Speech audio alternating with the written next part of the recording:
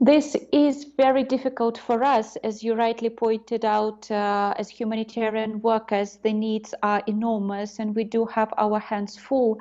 But at the same time, it is extremely frustrating because our team members have been sheltering in place, just like the rest of the residents of Khartoum and other parts of the country where the fighting has been taking place, unable to move, because the fighting has been so intense, with shelling, bullets flying around. Some of them entered our offices, that there was impossible for them to do their work. And this is the worst possible situation for medical workers, for first responders, for volunteers of the Sudanese Red Crescent Society, all those people who are supposed to be there delivering assistance. I just wanted also to react to some comments by the previous guests, because they resonated with me.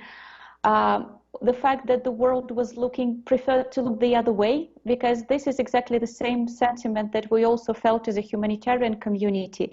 Because I think we should not forget that the humanitarian crisis did not start with this fighting, that the situation has been deteriorating for many years, and for us as a humanitarian organization, it has been increasingly difficult to keep the international donors, to keep the international community engaged and interested in a protracted crisis like the one we are facing in Sudan.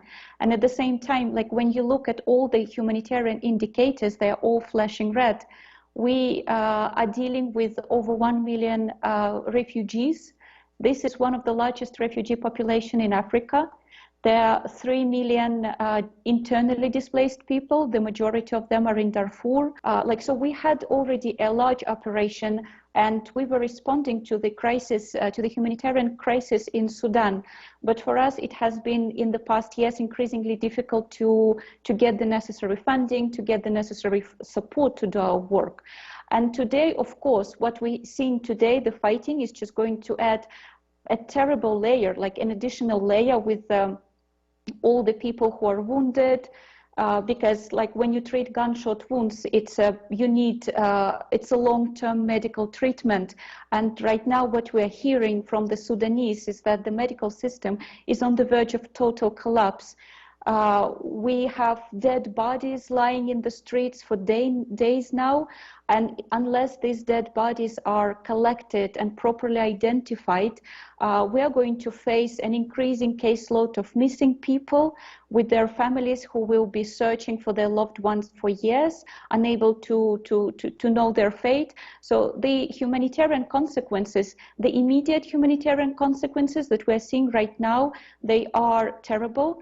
But we are also looking at the medium term and at the long term consequences of this crisis.